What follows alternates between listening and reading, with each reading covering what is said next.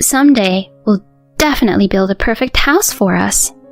We made that promise before we got married, but the dream of owning a house, let alone our happiness, got completely messed up thanks to my mother-in-law.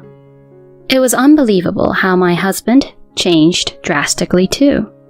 When I thought my difficult life was going to persist, I made a choice to take action. I'm Reese, a 28-year-old.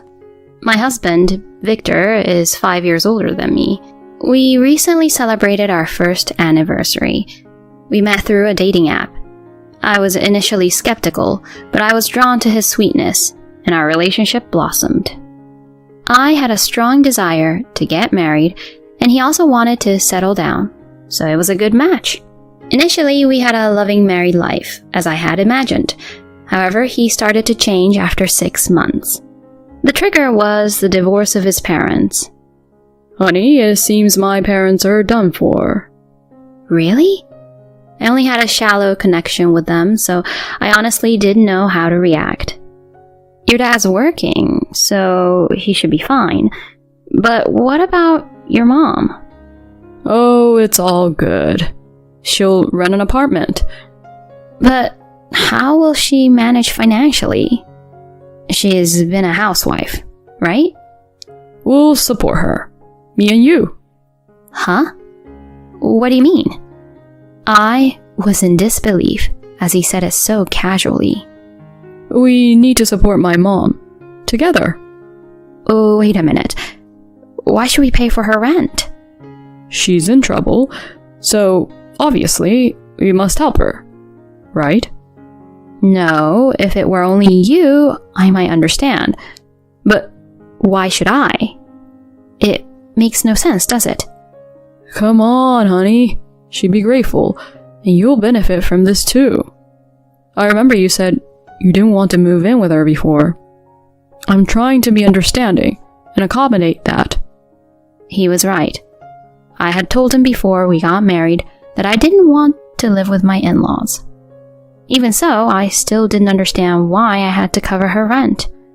I stubbornly insisted. I neither want to live with her nor pay her rent. Period. Plus, we're supposed to save money to build our own house. There's no other way. Things have changed, you know.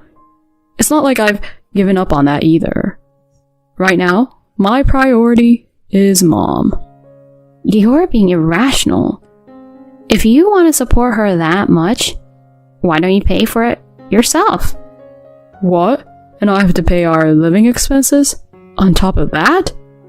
It'd wipe out all my spending money. Think about me a little. He let out a heavy sigh, and then he retreated into the bedroom. What's up with that? Why should I be the one getting scolded? Most of all, what's Heather thinking?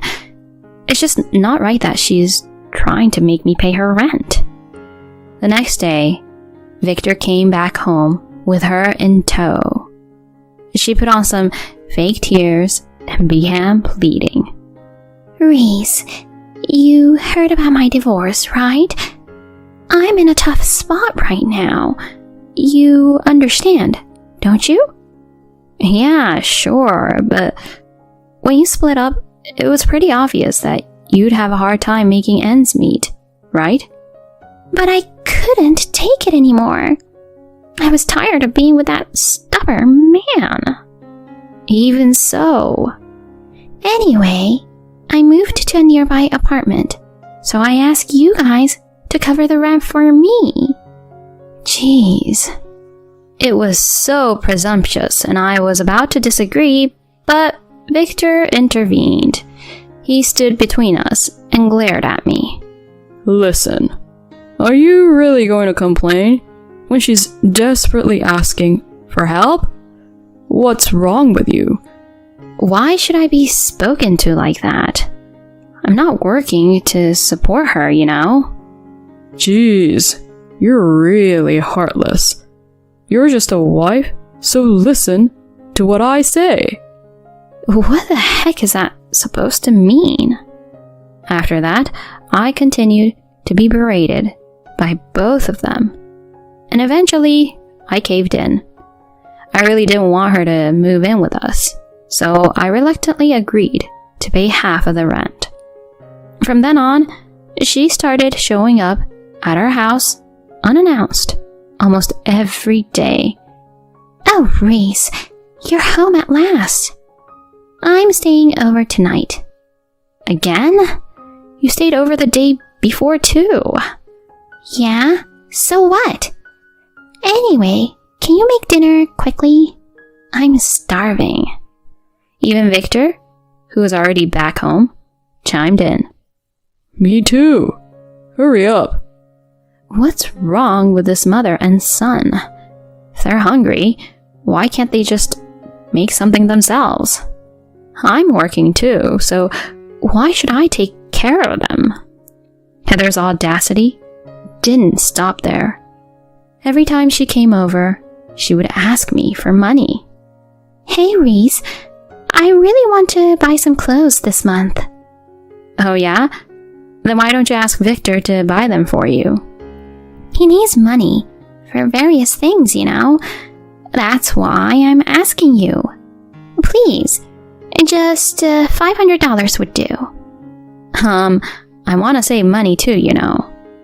Why are you so stingy? You're so cold for a daughter-in-law.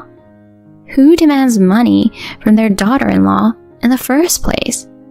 She's so shameless. Victor, who must have overheard our conversation, intervened. Hey, you can't even lend a mere $500 when she's in such a tight spot? A mere $500? It's a lot of money. I'm working my butt off for it, you know? You're making quite good money, so don't be stingy. You're such a Scrooge. I barely held back the urge to shout back, "Who's talking?" I knew if I did, it would only escalate further. One evening, Victor brought up an idea out of the blue. Honey, you've got a pretty good amount of savings, right? Oh, well. I found his question suspicious, but I responded calmly. I've been saving up for our future home since before we got married. Right. I'm doing pretty well too. So, how about we build a house now? Does it mean we're moving out of here? My hesitant question was met with a cheerful smile. Exactly. Let's find a plot in a nice location. We'll be living there for the rest of our lives.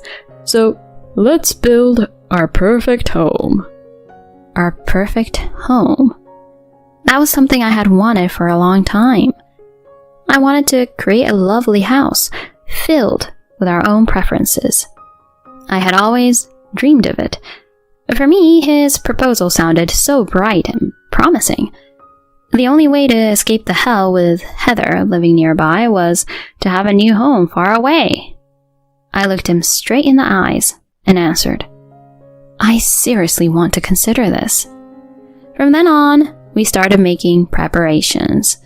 We purchased the land we previously had our eyes on, had meetings with construction companies, and juggled those tasks alongside our jobs. Everything seemed to be moving flawlessly. The only concern I had was that the deed of the property was put in Victor's name. It should have been a joint tenancy.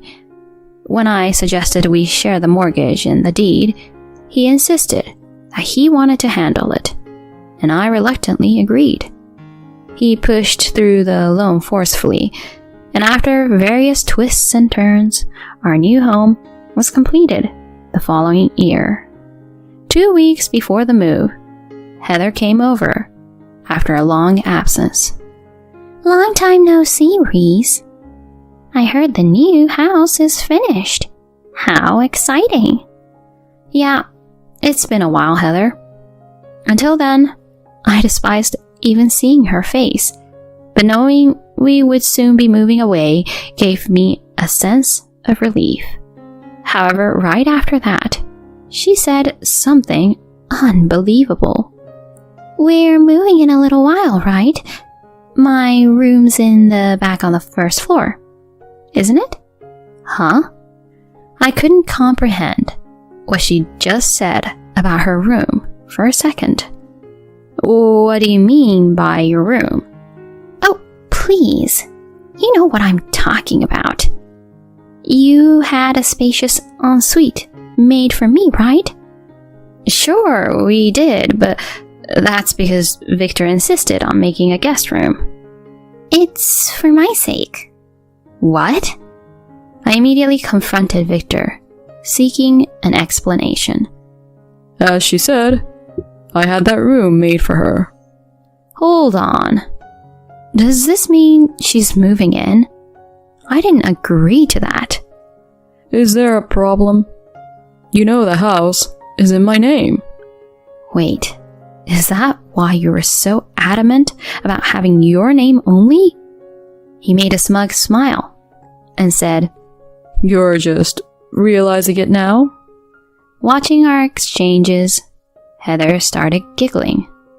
Stunned, I stood there as he waved a piece of paper in front of me. What's that? Take a look. It's a divorce petition form, and it's already signed. You're kidding. Do you really think I'd stay married to someone who defies me and my mom? Do it again and I'll submit it. Got it? Are you seriously saying that? Do you think I'm joking about something like this? I'm dead serious. A divorce would bring shame on you, wouldn't it? He and Heather both smirked as they observed my reaction. Then she chimed in, taking the opportunity to belittle me. Reese, for your own sake, you better start listening to us carefully from now on. After all, you're just a daughter-in-law. You should just keep quiet and obey. Got it? Victor threw the form at me and left the living room with her. I had more than enough. I couldn't imagine living with those two for the rest of my life. I wasn't going to let them have their way. That was the moment when the anger I had been holding back erupted all at once. From the next day on, I started looking for another place while juggling my job, making slow progress with my moving preparations, and trying not to let them find out. I packed my belongings little by little, trying to remain inconspicuous. On the day before our move to the next house, they had gone out to see furniture, leaving me an opportunity. I moved my things into the apartment I had secretly arranged. The next day, just as I had expected, Heather called. Hey, Reese, it's a moving day, and you've been out since last night. Where have you gone? Well, I have some business to take care of. What's the matter? What's the matter? I've brought some of my stuff to the new place, so open the door for me. Victor hasn't arrived yet either. Anyway, hurry up. She was bossing me around, as if living together was a given. I decided to point out her misunderstanding. Heather, I don't know what you're getting wrong, but my move was yesterday. What? Are you crazy? The move is today, isn't it? No, it was yesterday. Well, at least my move was yesterday. I really don't get what you're talking about. Your move is supposed to be on the same day as Victor's. She was frantically yelling at me to hurry up and get there. I had been waiting for the opportunity to drop the bomb. I'm living alone from today. Living alone? It means please handle your move yourself. It doesn't concern me anymore. What are you telling me, Reese? She was clearly confused. So I continued. In fact, I filed for a divorce from your son. I have no obligation to care about you anymore. Divorce? Wait, you better explain this. I just did. Your son threatened me with a divorce. So I went to see a lawyer and filed a divorce petition. Come to think of it, I recall something like that. I can't bear living with insensitive people like you, and I refuse to continue playing a family. So, I decided to be single again. Do you even know what you're saying? At that point, Victor must have arrived, and I heard him asking what was going on. When he learned that I had filed for a divorce and moved to a different place, he angrily took the phone and started screaming. You! What the heck do you think you're doing? What a selfish thing to do! Who'd been selfish all this time? You agreed to cover the rent for your mom and decided to live together without asking me. Do you even understand how I felt while I was living with you guys? Who cares? Just come back quickly. I won't accept the divorce. Whatever you say, I simply accepted your threat.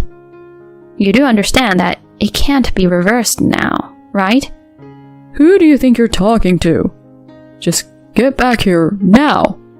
He, along with Heather, continued to berate me over the phone. Unable to bear it, I raised my voice as well. Come back? Who are you to say that? You threatened me with a divorce first. You keep imposing your own convenience on me. You're nothing but trash. I was surprised by my own fierceness. It was evidence of how much stress I kept inside me. Wait, Reese, if we get divorced, what happens to the mortgage? Who cares? You set it up on your own. You were the one who said, I want to handle this. But it was based on our combined earnings. I'm divorcing you, so I don't care. It's none of my business. Darn you. I can't stand being with a low human who can't even consider other people's feelings. I'd rather be alone than live with trash like you. Never get involved with me ever again. Then I hung up the phone. Of course, I made sure to block his calls as well. Afterward, it's needless to say what happened to that mother and son. Initially, Victor managed to pay the mortgage, but he hit his limit after 4 months. It was obvious that he couldn't have continued with the repayment of the loan that was set up by relying on my salary. As a result, he had to sell the new house. However, even after deducting the selling price, the mortgage remains. Currently, he lives in an apartment with Heather, struggling with the monthly payments. The life Heather envisioned is far from reality, marked by constant arguments between them. On the other hand, my life is incredibly comfortable now. I didn't share my new address with them, so there's no fear of ambush. I can live as I please in this new chapter of my life, and it truly makes me happy. While I didn't achieve my dream of owning a perfect home, that's perfectly fine with me.